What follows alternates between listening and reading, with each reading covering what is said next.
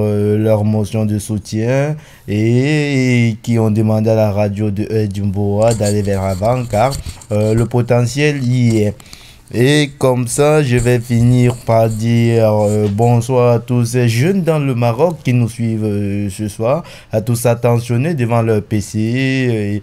Et comme d'habitude, comme chaque jeudi, nous sommes ensemble, on va échanger, on va débattre, on va parler de tout et de rien. C'est la chambre le jeudi soir.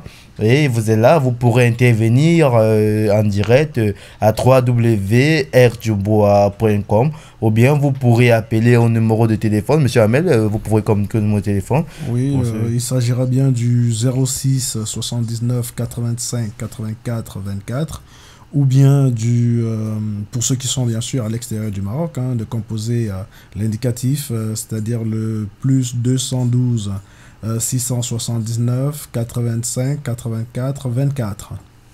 Oui, et aussi directement sur le Facebook de Edimboa, vous pourrez nous envoyer vos questions. Nous pourrons les lire en direct. Vous pourrez envoyer un coup de gueule. Vous pourrez envoyer une suggestion. Nous sommes là et tous les auditeurs sont là. Ils écoutent. Ils vont apporter leur petite expérience, leur petite contribution à tous vos demandes ce soir. La radio, elle est à vous. Et vous pourrez vous exprimer sur la plateforme qu'est Edimboa. Et tous ensemble, nous allons débattre sur le tout du rien, sur le quotidien des subsahariens dans le monde et de tout le monde. Bien, on va souffler légèrement en musique le temps de prendre un petit café et on revient tout à l'heure pour les hostilités.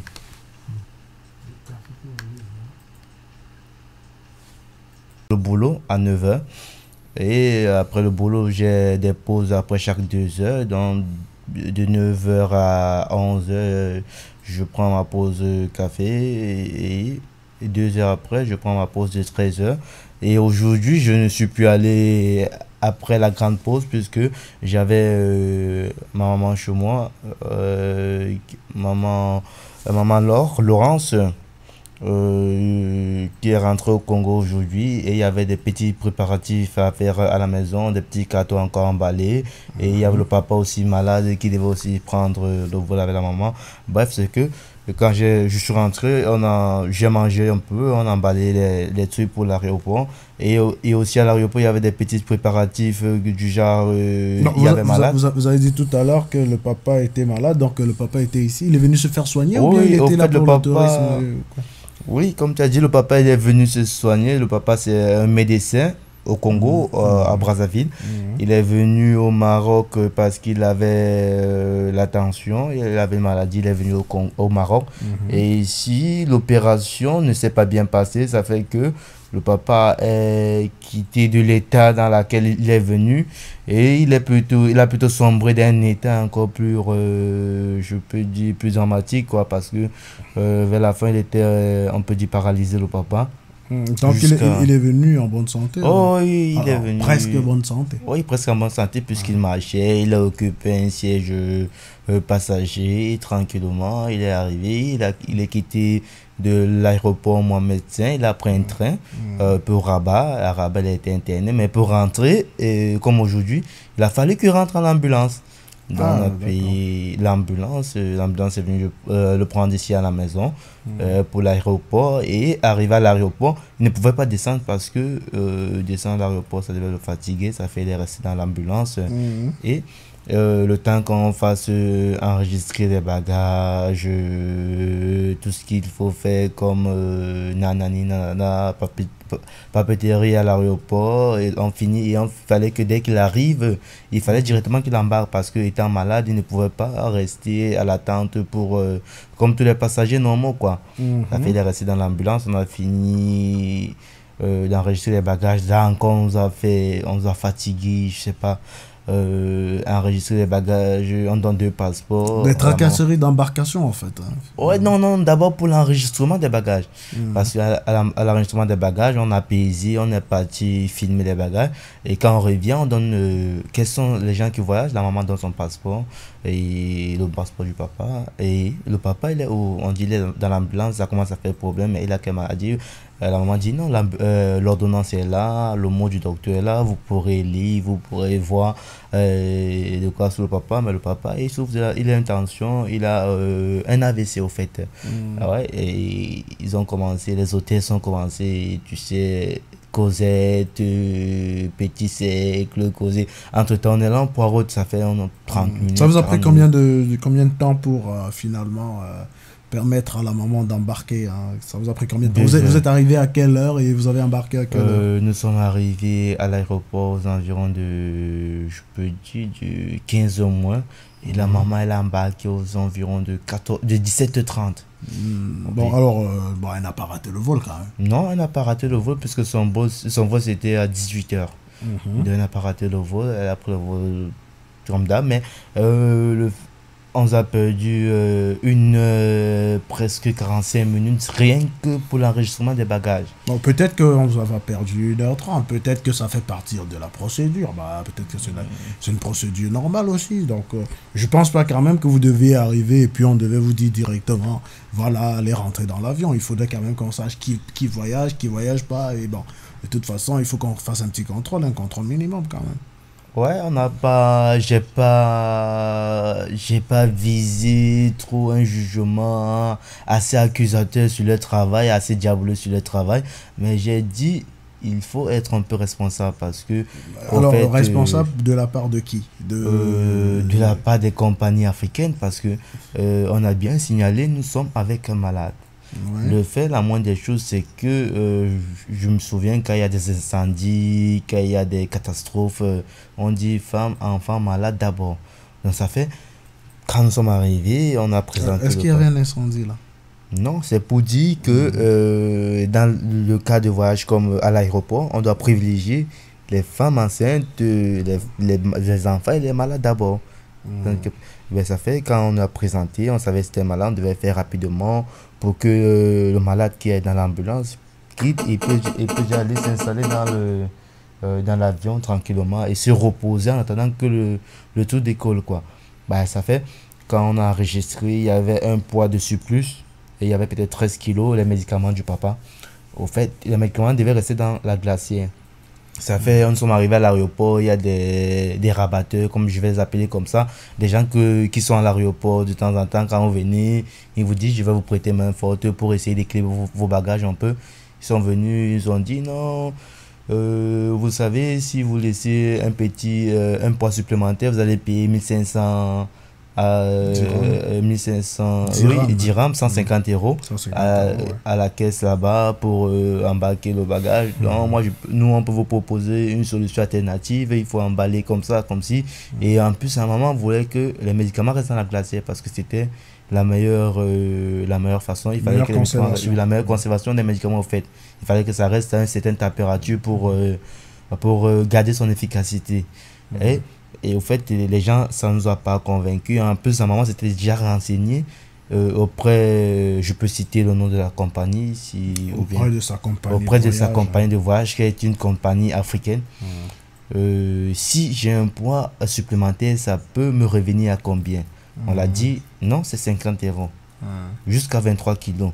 Ça fait, et la maman, quand ces gens l'ont dit, elle a dit non, je vais pas, on va pas se perdre le temps, le nôtre et le vôtre aussi, pour 50 euros. Ben, et comme ce sont les médicaments du papa, je vais payer 50 euros. Mais curieusement, elle arrive à la caisse, on lui dit c'est 150 euros. Ben, c'était la catastrophe parce que quand on voit quelqu'un voyage, elle a gardé l'argent en monnaie locale parce que c'est, je vais faire tes dépenses, tes dépenses, tes dépenses. Mais quand tu arrives d'un coup, on te dit c'est comme ça, ça énervant un peu, quoi. Et ça fait. Donc, ça a chamboulé tout le programme. Ça a chamboulé tout le programme. Et au fait, je vais faire une petite parenthèse. J'ai rencontré ce problème au Maroc beaucoup de fois. Et parfois, je vais dans des supermarchés dans le royaume. Tu vois, sur le rayon, avec l'étiquette, on dit peut-être que ça coûte 1,50 €. Tu arrives à la caisse, on te le fait à 2,20 €.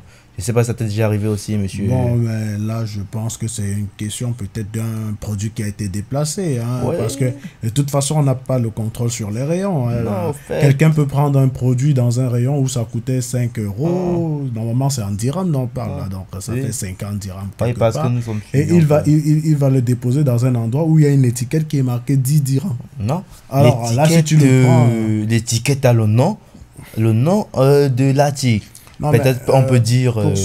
pour ce cas, je pense que en, en machine, les prix sont bien renseignés. C'est-à-dire que même si les étiquettes nous disent des choses, le prix qui est donné par le vendeur, pour moi, je pense que c'est le vrai prix. Oh. Parce que c'est parti, on le prend à partir d'un code-barre de produit. Donc, je pense que les prix sont régulièrement mis à jour. Et puis, bon, voilà. Au fait, Donc, monsieur c'est Ahmed. pas la peine de... On peut pas dramatiser dessus, en fait. Oui, pas grammatisé, mais quand ça arrive assez constamment, quand ce sont des faits qui se répètent de manière un peu consécutive, on commence à se dire, on nous prend pour qui à la fin, parce que c'est pas la première fois que je vais dans un supermarché, je prends un article, j'arrive à la caisse, on me le surfacture. Non, monsieur, vous comprenez, c'est que les étiquettes. Mais il y a des gens pour ça. Et aujourd'hui encore à l'aéroport, on a constaté le même fait où on te dit à la compagnie, quand tu vas te renseigner une journée après, on te dit si tu arrives, c'est 50 euros. Mais tu arrives à l'aéroport, au moment d'embarquer, devant le faire accompli, on te dit 150 euros. Ça fait ça. C'est pas bien quoi. Donc il faut que l'Africain, nous soyons un peu responsables. Et prenons l'exemple des autres dans le bon sens. Ne nous mettons pas toujours en tête qu'on va prendre l'exemple dans le sens très négatif comme on a l'habitude de faire. Pour revenir sur la journée, après l'enregistrement de bagages, parce qu'on voulait finir d'enregistrer les bagages avant d'aller chercher le vieux. Nous sommes allés, on a cherché, on a fini d'enregistrer, malgré tout ces tracasseries, on a quand même fini à 1h45 après. Il y a un service médical de la compagnie aérienne et deux ambulanciers et une soeur et un frère à moi, ils sont allés chercher le papa. Ils ont cherché le papa directement à l'embarquement et aussi déjà à l'embarquement, déjà où on enregistrait les bagages. Ils savaient déjà que c'était malade. Déjà là-bas, ils devaient nous dire il faut faire tel, tel et tel pour que, avant que le malade n'arrive.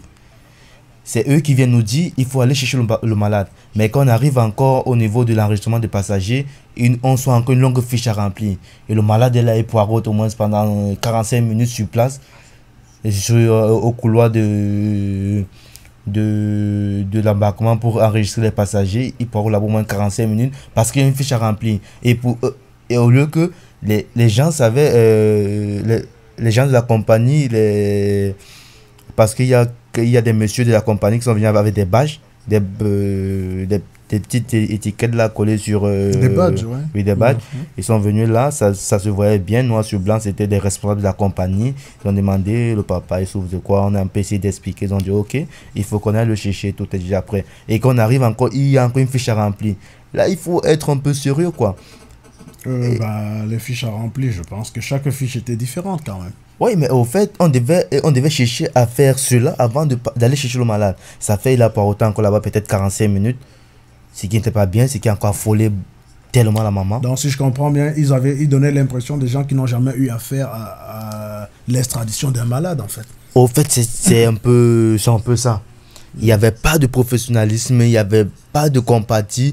Et vraiment, ça m'a tellement touché. Donc finalement, votre journée n'était pas vraiment aussi ouais, que ça. Ouais, moi, je croyais que tu avais une journée beaucoup plus paisible. Là. Tu nous parles d'une journée où tu as vraiment trimé à l'aéroport. Ouais, traîné. Bon. Et après ça, grâce à Dieu, oui, parce que c'est lui le guide, quoi. Et, ils ont embarqué. Et en ce moment, je crois qu'ils sont dans le vol parce qu'ils arrivent aux environs de 2 heures. C'est combien d'heures en fait C'est 6 heures, je crois. 6 heures. Oui, parce qu'ils ont quitté à 18 heures. 18 heures, ouais. Donc, plus 6 heures, ça nous fera à peu près minuit, hein, je crois. Non, plus 4 heures, ça nous fait minuit. Et 2 heures Non, de plus, ça non, nous fait 2 heures. 18 heures plus 4 heures, ça fait 22 heures. Oui, 22 heures. Plus 6 heures, ça fait minuit. Ça fait minuit. En fait, ils vont faire transit à Pointe-Noire. Ah, Pointe-Noire, c'est la capitale économique du Mhm. Congo, Brazzaville. Mhm. Oui. Et après ça, nous sommes allés prendre on avait un petit creux, nous sommes allés prendre un petit Alors, donc, shawarma. on va se revoir après une bonne ponctuation musicale, avant que tu nous parles la partie du miam miam, parce que là, ça a l'air déjà très très alléchant. Ouais, Donc, on se d'accord. voit tout de suite après une pause musicale. Bon, alors, comment ça s'est passé au restaurant? Au moins, j'espère que là-bas, tu as été heureux. Hein? Ah, j'étais heureux parce que j'allais un peu bourrer le petit creux que j'avais après tous les montées descentes que j'ai fait. Et là encore, ça a été bien au début, mais je ne comprends pas cette mentalité dans ce pays où, même où on mange, il y a des gens qui sont toujours en train de cracher. Bref, je ne comprends pas. Là, au restaurant, malgré les étrangers, les touristes qui étaient là, il y avait certaines femmes marocaines, je vais dire comme ça, voilées. Je sais pas, elles ont mangé et de temps en temps, elles ne faisaient que cracher au sol entre les pieds, quoi.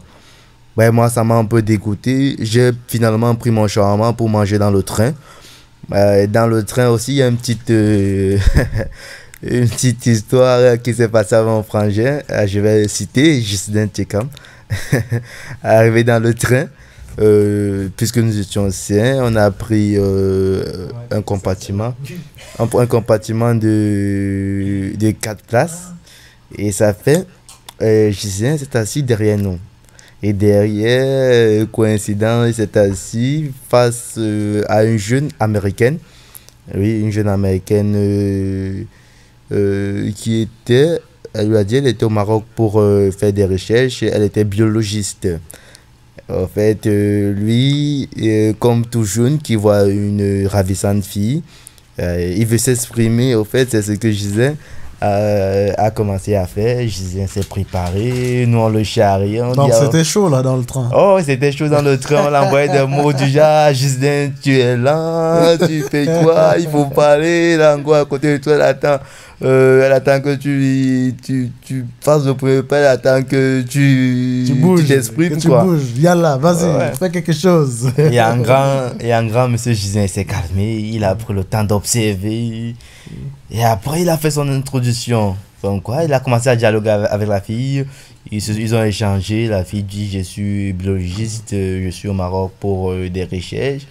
Il a dit à la fille qu'il faisait dans le marketing. Il est encore étudiant, il est en 4e année.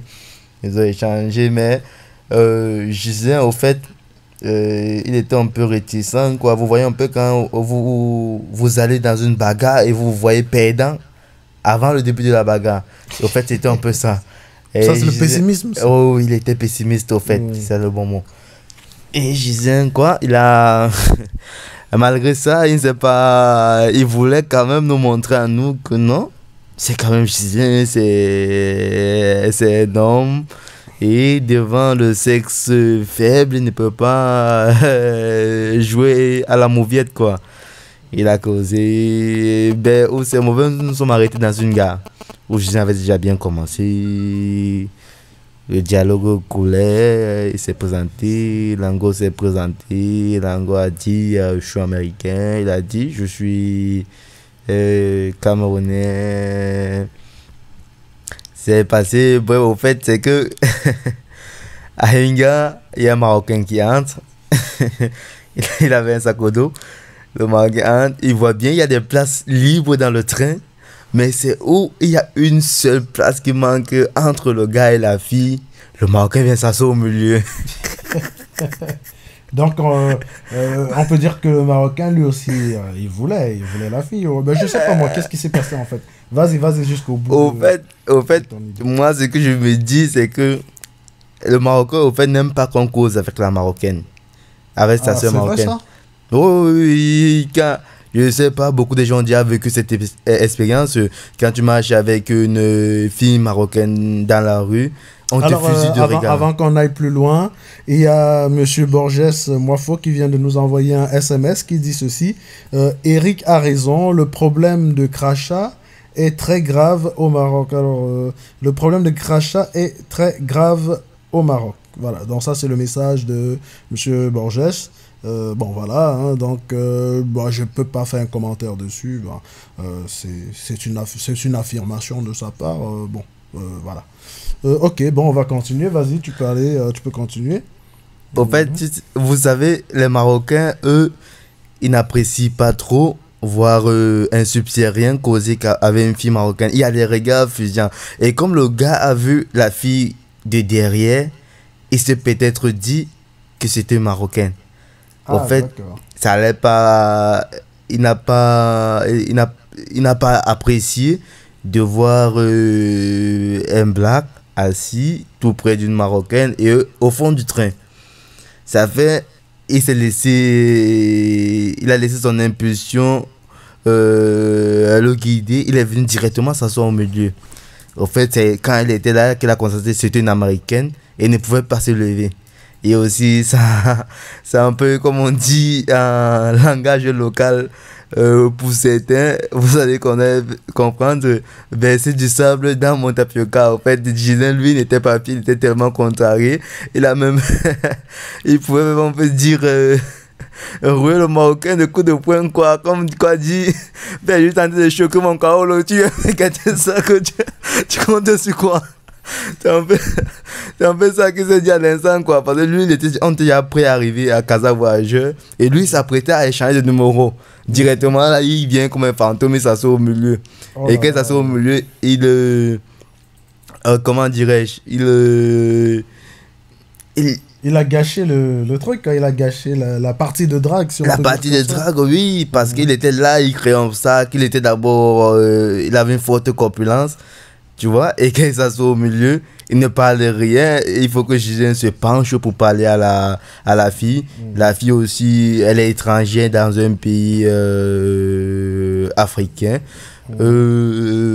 Si elle voit quelqu'un de peau noire, l'approcher de manière un peu, on peut dire un peu... mais là, tu as dit qu'elle est américaine, non? Oui, elle est américaine, blanche américaine, pas noire américaine. Bon, je pense que les blanches américaines, elles ont l'habitude des noirs, non? Non, elles ont l'habitude des noirs, mais il y a deux contextes. Il y a des noirs que quand ils viennent, on sait non, celui-ci vient par intérêt parce qu'il avait une femme à la peau blanche et il vient peut-être pour un intérêt financier, pour les papiers, je sais pas, il y a plusieurs préjugés à ce niveau. Et quand tu montres à la fille que tu as tellement envie de causer avec elle, bah, tu ne laisses pas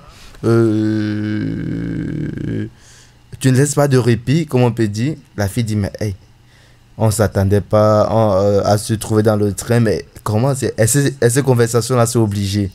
C'est un peu ça que moi j'ai dit, si je viens se pencher pour causer avec Lango concentré là dans ses papiers, parce qu'elle avait un petit cahier à main où je ne sais pas ce qu'elle relevait, et de temps en temps, elle faisait des SMS sur son téléphone. Je vais dire, mais celui-ci-là, comme il dit chez eux, il marcelle. Tu vois, un peu, ça devait discréditer Gislain, quoi. Alors là, tu dis comme ils disent chez eux, ça veut dire qu'en Afrique, il n'y a pas de harcèlement, alors? Bah, en Afrique, qu'est-ce qu'on connaît le harcèlement? Ah bon, je sais pas. Moi, en Afrique, il n'y a pas de harcèlement. On parle rarement de viol. En Afrique, le harcèlement, c'est courant. C'est comme si tu lassais tes chaussures en Afrique. Parce qu'en Afrique, on fait tout avec brutalité. Que ce soit l'amour, c'est avec brutalité. La drague, c'est avec brutalité. Le manger, c'est avec brutalité. Au fait, tout ce que l'on fait en Afrique, on le fait avec brutalité. Monsieur Ahmed, si vous croyez que j'extrapole un peu trop, vous pouvez peut-être me dire le contraire, que non. Avec brutalité, c'est vrai que moi aussi je suis africain, je connais pas trop cela, mais si tu le dis, je pense que tu as tes raisons. Hein. Bah, c'est le genre de choses, en fait, que puisque c'est souvent des expériences très, très personnelles, bah, je sais pas. Hein. Mais c'est vrai quand même que j'ai déjà vu des gens quand même assez violents à la drague, surtout dans ce pays qui est le Maroc. Hein. J'ai vu pas mal de gens qui étaient assez violents à la drague. Et bah, à ce que tu dis, bon, je peux pas nier, je peux non plus confirmer. Bon, je pense que ça varie d'une personne à l'autre. Bon, C'est ce que je peux dire. Donc, je fais le centre d'appel en journée. Je peux te dire, j'appelle constamment. Je tombe sur des personnes âgées en Europe, 60 ans, 65 et plus. Tu vois, tu parles à la dame d'un projet. Elle dit non, c'est mon mari qui s'en occupe. Tu vois, elle a une façon d'appeler son mari. Elle a une façon d'introduire son mari dans la conversation. Hein? Elle a une façon de prendre la conversation avec son mari. Tu sens qu'il y a un certain amour encore à cet âge-là qu'ils partagent. Et j'ai beaucoup de fois vu des bus touristiques au Maroc où tu vois beaucoup de personnes âgées en couple. Bref, tu vois des personnes âgées à plus de 60 ans vivre un amour que chez nous, il n'y a que des personnes de 30 à 40 ans qui vivent ce genre d'amour. C'est impossible, c'est très rare en Afrique de voir un couple de 55 ans marcher main dans la main. Moi, c'est... Quand tu vois un couple de 55 ans, s'ils sont en train de causer posément, ce qui cause finance, il y a un peu ce que la femme est revenue, l'homme est revenu. Et s'ils cause finance, que le revenu vient d'un côté, la conversation est tendue. Ouais. Alors, donc, ça veut dire qu'en Afrique, on a encore... on doit encore s'émanciper, alors. Oui, en Afrique... L'émancipation n'est pas encore au top. On n'a pas encore atteint le niveau qu'il faut pour dire que nous sommes finalement des hommes, ou qu'est-ce qui se passe? Non, en Afrique, nous sommes émancipés, même on peut dire. Mais en Afrique, on doit avoir ce qu'on peut dire, l'ouverture d'esprit. Ouais, un peu. Parce que nous, en Afrique, on pense petit. On voit tout près là. On ne regarde pas plus loin que le bout de son nez. Ok, donc d'accord. On va s'arrêter là pour une petite ponctuation musicale, hein, une toute petite ponctuation musicale. Et on va revenir pour que tu nous dises qu'est-ce qui se passe après notre nez.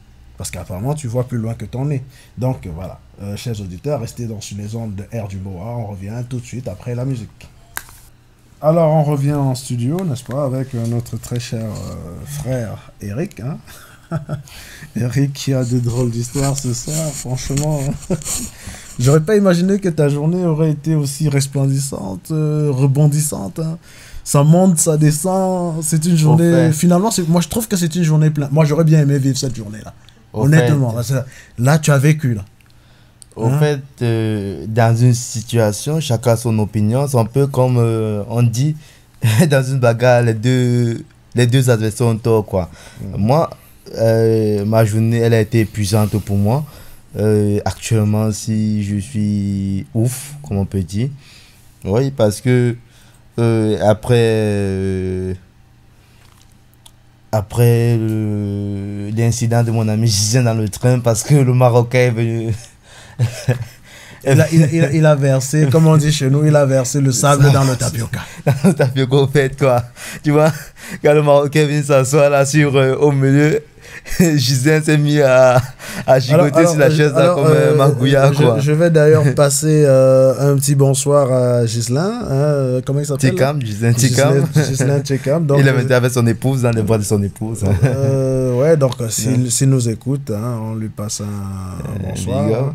Et puis ben voilà quoi, c'est Air du Boa, reste scotché et puis bon voilà. Je profite aussi pour saluer mon ami Fabrice Baudet qui nous écoute depuis Casablanca.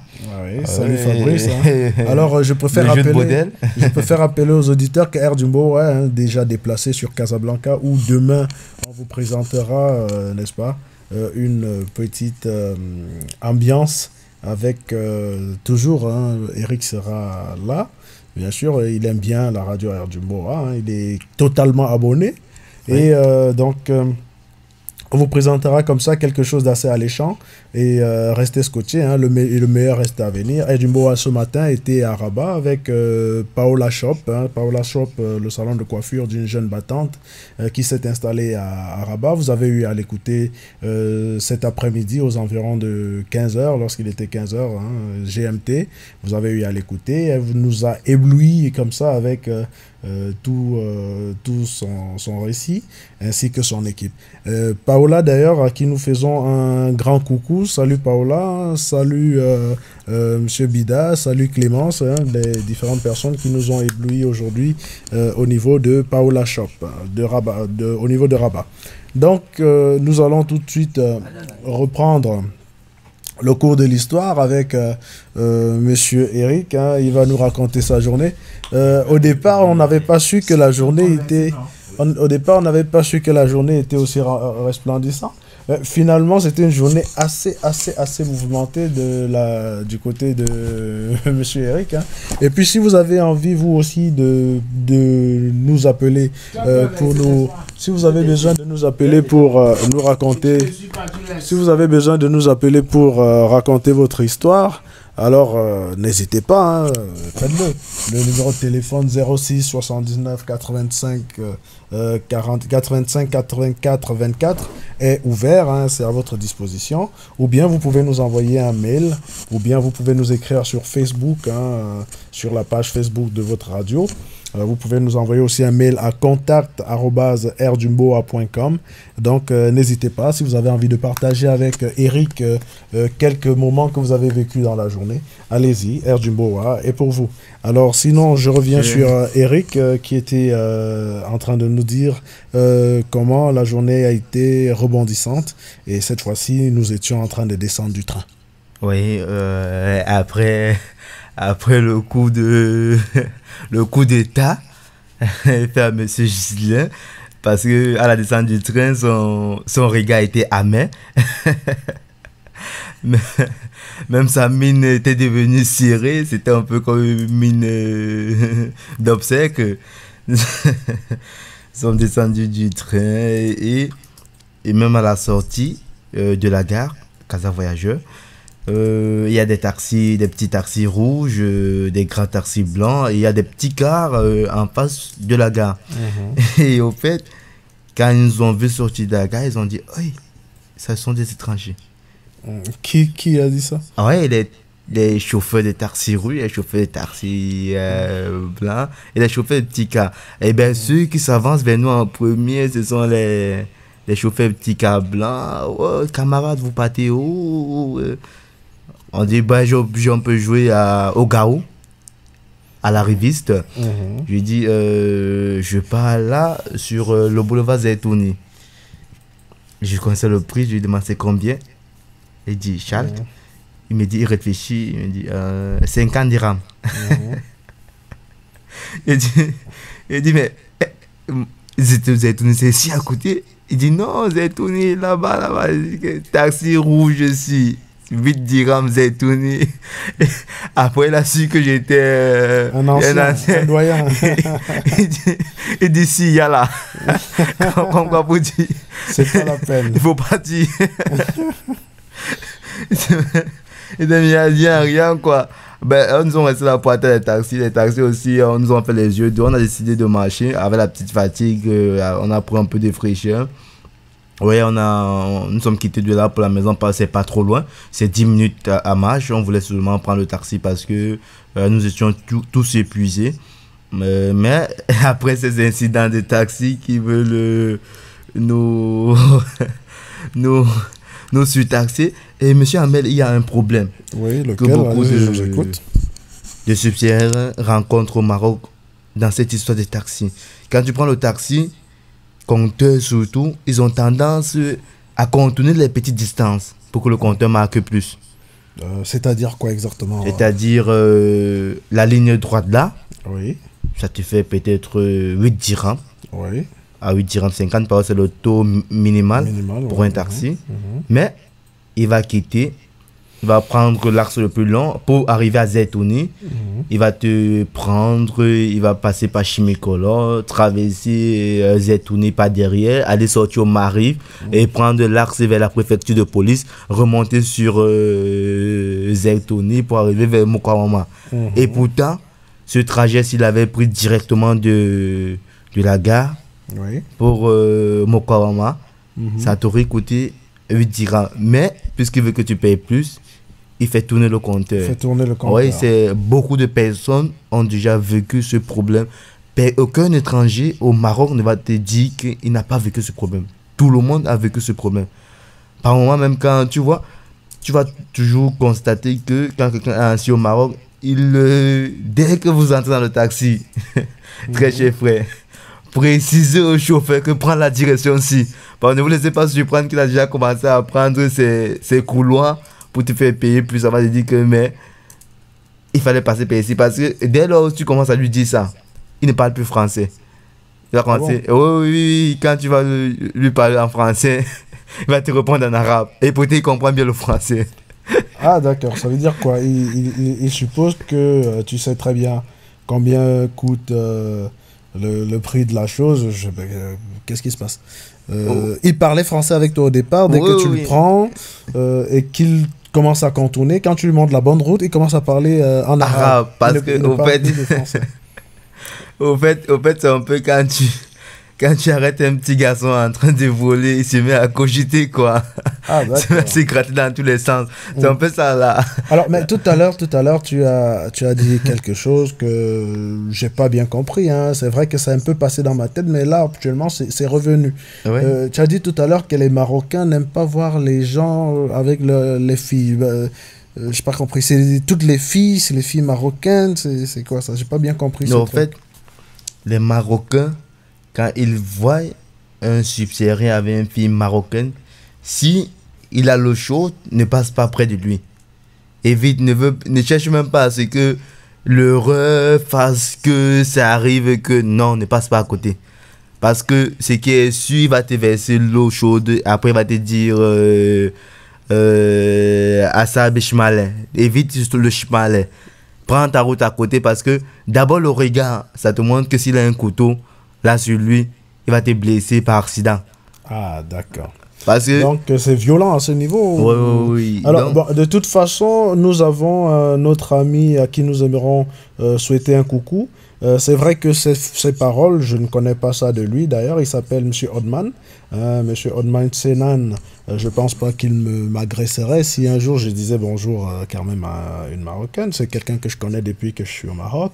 Je n'ai pas encore remarqué cet état de brutalité par cette personne. Odman qui nous suit actuellement, nous te souhaitons une bonne soirée. Spéciale dédicace à toi, Odman, qui a toujours su nous faire voir, surtout moi particulièrement, la bonne face des choses. Aujourd'hui, j'apprends tellement que je ne sais plus où me donner de la tête avec ce petit Eric. Hein. Je lui ai posé la question simplement sur sa journée et finalement, ça vire dans tous les sens. Hein. C'est tellement virevoltant que bon, voilà. Le temps même qui était imparti pour ce petit moment de détente finit déjà même par être doublé. Mais c'est très passionnant, c'est très très émouvant.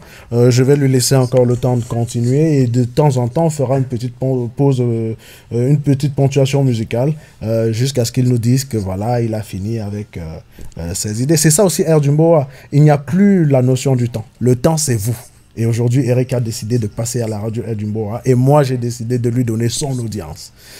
Nous revenons tout de suite après. Je vais d'abord dire bonsoir à Othman Chenan. Ouais. Oui, monsieur Othman, il faut comprendre que j'ai oublié de préciser un truc au départ.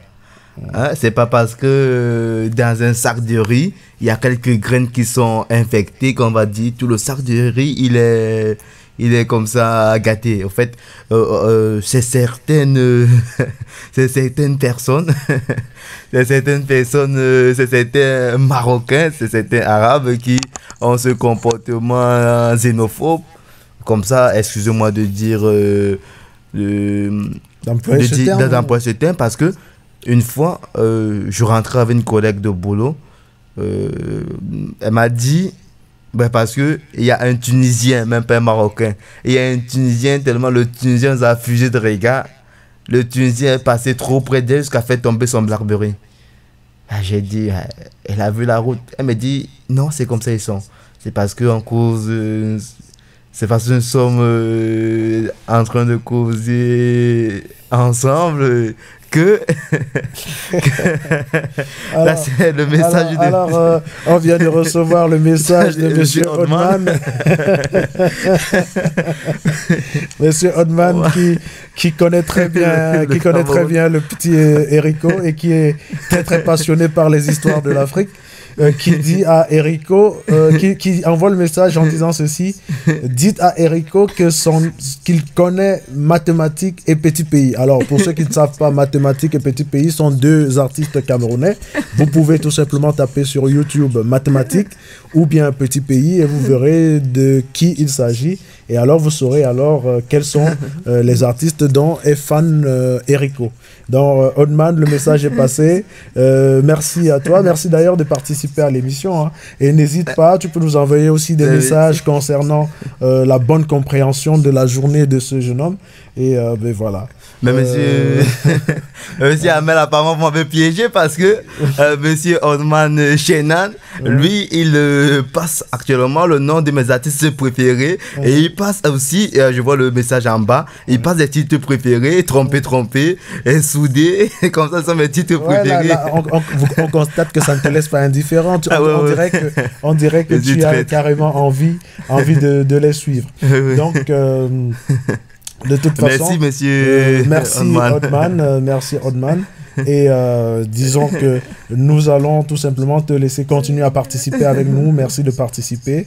Mesdames, mesdemoiselles, messieurs, si vous aussi vous avez envie de participer, vous pouvez vous rendre à la page Facebook de notre radio, Facebook/rdumboa, ou bien aller sur le site www.rdumboa.com. Vous avez plusieurs possibilités de nous envoyer vos messages, ou bien tout simplement vous pouvez nous appeler au 06 79 85 84 24. Et si vous êtes à l'extérieur du Maroc, vous pouvez nous appeler en mettant l'indicatif plus 212 679 85 84 24. Donc, nous allons continuer comme ça avec la petite histoire de notre très cher ami Erico. À toi, Eric, pour la suite. Ouais. Après ce petit moment de détente qu'on vient d'avoir, merci Orma. Oui, on a les mêmes artistes préférés, Mathématiques, les titres trompé, soudé, c'est ton gars, tous ces titres sont des titres que j'aime bien, sans toi de Petit Pays. Ah ben merci frangin. Comme je disais, je marchais avec cette collègue de boulot. Subitement, un Tunisien est passé tout près d'elle. Apparemment, le Tunisien a voulu même nous bousculer. Et il a fait tomber son téléphone. Et il n'a même pas dit à la fille du genre, non, tu m'excuses. Non, il est parti. Elle est partie directement. La fille ramasse son téléphone. Elle me dit, non, c'est comme ça qu'ils sont.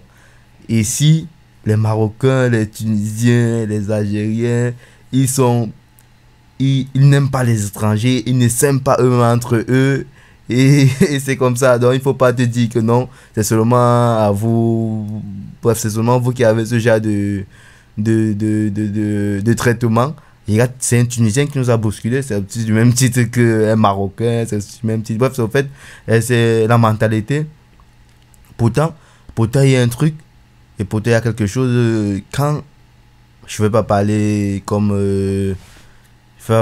les commentaires, on dit les trucs on dit chez nous, les trucs du bas.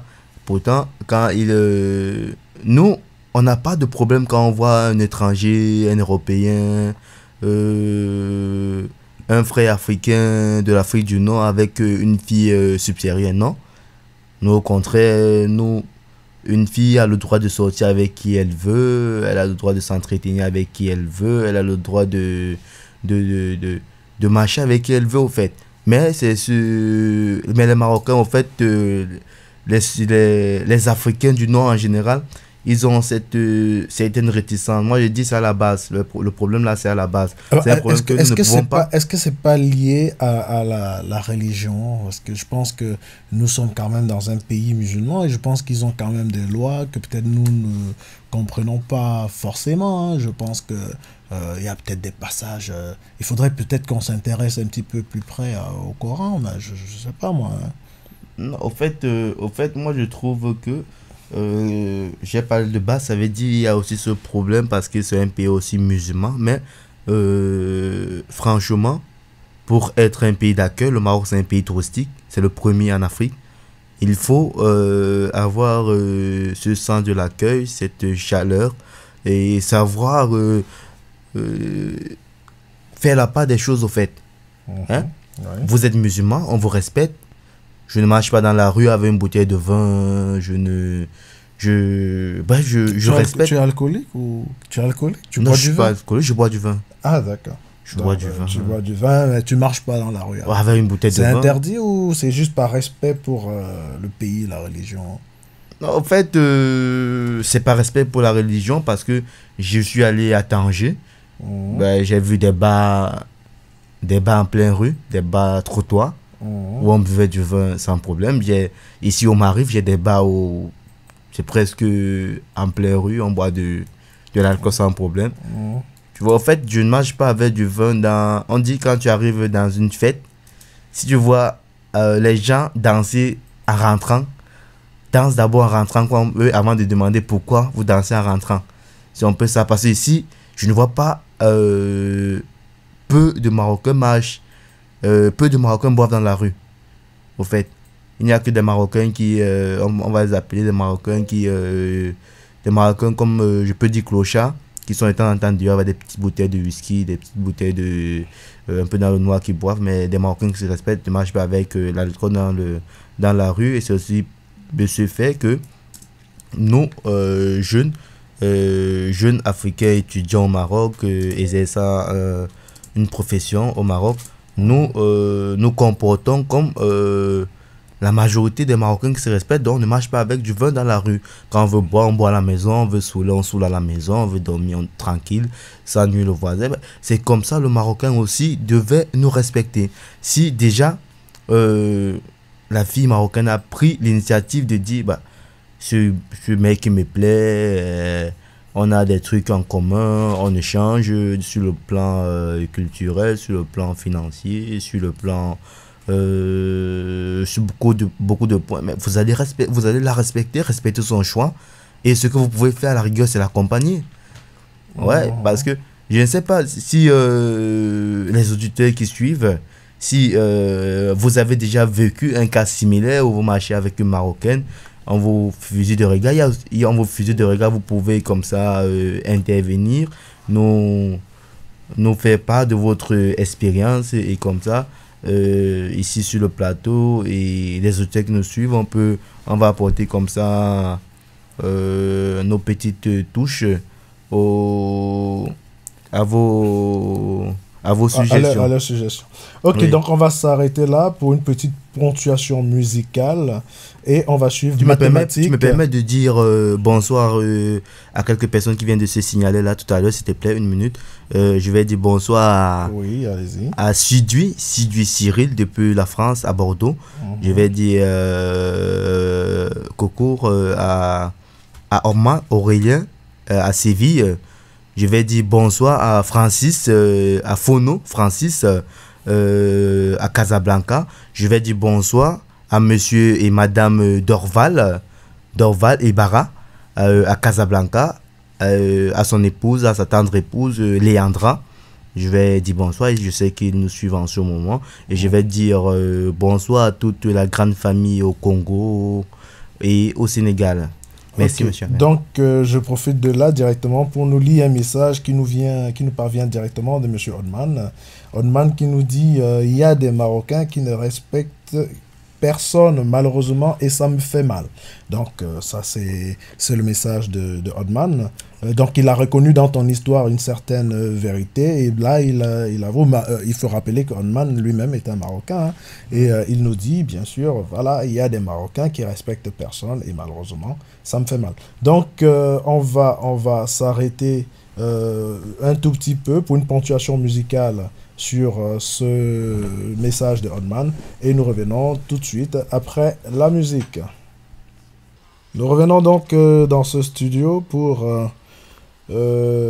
continuer avec le jeune Erico, hein, Erico qui est toujours avec nous, et Erico qui était tout à l'heure en train de nous parler au niveau de la fille marocaine avec l'étranger. Et donc, il avait demandé aux auditeurs de nous envoyer leurs messages si jamais ils ont d'autres visions de la chose. Et donc, disons que jusqu'à présent, ça n'a pas été réagi. Il n'y a pas eu de réaction, hein, donc avec tous ces auditeurs qui sont en ligne, je suppose que ils sont un tout petit peu timides. Donc, s'ils sont timides, et comme on dit chez nous, hein, qui ne dit rien consent, on va donc essayer pour l'instant, puisqu'il n'y a pas quelqu'un qui dit le contraire, attention, il y a Oddman qui a réagi, je crois. Ah oui, Oddman qui a remercié pour la musique, bien sûr, puisqu'il s'agissait là de la musique Trempé Trempé. Hein, Oddman qui est très content de cette musique-là. Donc voilà. Eric, alors comment on peut conclure pour cette histoire assez alléchante de ta journée? Comment on peut la conclure? Comment tu as trouvé ta journée en définitive, hein, finalement? Bon, en fait, ma journée, je peux dire, elle a, elle est allée à bon port, comme on peut dire, parce que le plus essentiel a été fait. Le papa, il est embarqué, c'était le plus important. Et là, maintenant, dans quelques heures, on va appeler pour savoir comment est-ce qu'il a fait son voyage, parce que là, c'était le plus important, malgré toutes les tracasseries. Un instant, voilà, donc, j'aimerais donc passer un coucou à Monsieur Hamza Boitaoui, bien sûr, qui nous écoute de l'autre côté de Marrakech. Monsieur Hamza, un petit coucou de la part de Air du Moa. Donc nous te souhaitons une très très bonne nuit et on espère se voir dans les plus brefs délais, hein. Donc il faut dire que M. Hamza c'est un fidèle auditeur de Air du Boa depuis la création et qui nous a toujours beaucoup encouragé dans ce sens et nous le remercions déjà pour cela et nous le remercions aussi de participer généralement à tous les séminaires que Air du Boa organise. Donc, Monsieur Hamza, si tu nous écoutes, Air du Boa t'envoie cette petite dédicace et te souhaite une très très très très bonne nuit. Donc, on va conclure avec Monsieur Eric et puis ben voilà, on va essayer d'envoyer tout le monde au dodo. Oh, ouais, parce que demain, c'est un jour qui commence, une journée aussi assez chargée que les autres, mais quand la majorité des personnes qui travaillent au Maroc avec le stress que nous vivons, quand nous voyons le samedi, le vendredi déjà, on commence déjà à avoir un léger sourire aux lèvres, comme quoi le samedi est proche, on peut se reposer, et on peut appeler la famille aussi pour déstresser un peu. Donc le vendredi est un jour qui nous plaît et bien, mais quand on va au boulot le vendredi, le réveil il est plus doux que le lundi. Et bien la journée, je peux dire, s'est conclue bien parce que l'essentiel a été fait, l'objectif a été atteint et tous les aléas. On peut dire c'est la mentalité, on n'y peut rien, on ne peut que combattre pour que ça s'améliore et au fur et à mesure elle va s'améliorer et je vais remercier comme ça tous ces auditeurs qui nous ont accompagnés cette nuit. Et je vais dire une fois de plus bonsoir à la communauté camerounaise de la France qui se prononcent et qui continuent toujours à se prononcer. Mes chers auditeurs, s'il vous plaît, quand vous voulez réagir lors des émissions, s'il vous plaît, au début, mais pas à la fin, parce qu'à la fin, on ne peut pas comme ça aller plus de l'heure pour lire les messages. Et les messages qui arrivent maintenant, on ne pourra que les lire demain, parce que demain, il y aura une autre émission, une émission plus pointillante avec des étrangers. Je vais dire bonne nuit à tous ceux qui nous ont suivis aujourd'hui et ceux qui n'ont pas pu suivre le message être lu à la radio. Désolé, et demain, ce sera fait. Monsieur Ahmed, je vais vous laisser le micro pour que vous puissiez conclure et comme ça envoyer les auditeurs au dodo. Au revoir. Donc, je vais tout simplement souhaiter une bonne nuit à tous les auditeurs. Et puis, bah, voilà, hein, c'était l'histoire d'Erico. Si, comme Erico, vous avez envie de déballer votre journée, n'hésitez pas. Vous pouvez nous contacter à Erdumboa, à l'adresse contact@erdumboa.com ou bien nous appeler au 06 79 85 84 24 ou encore aller directement sur la page web de Erdumboa et vous verrez là-bas, vous avez toute une arsenal qui a été mis en place pour pouvoir nous contacter. N'hésitez pas aussi d'aller sur la page Facebook. Faites des likes si vous aimez. Essayez de nous soutenir au moins par cette initiative de Facebook hein, pour que nous sachions un petit peu comment ça se passe au niveau de la qualité, comment vous percevez la chose. Et bon voilà... libérez votre esprit, parce que parfois j'ai l'impression que les gens ne veulent pas réagir parce qu'ils se disent que non, voilà, je vais pas faire ça pour lui. Erdumboa n'est pas une question personnelle, c'est une question de tout le monde. Hein. Donc, essayez de libérer votre esprit, soyez calme, soyez zen. Si vous avez aimé, cliquez sur j'aime. Donc, sur ce, je vous laisse. Je vous souhaite une très très bonne nuit et rendez-vous pris pour demain. Mais en attendant, je vous laisse tout en musique. Oui, n'oubliez pas, votre horoscope sera à 6h, hein, 6h, puis une petite rediffusion aux environs de 8h. Et voilà. Donc, je vous laisse en compagnie de Akon hein, dans son titre chouchouté Lonely. À bientôt.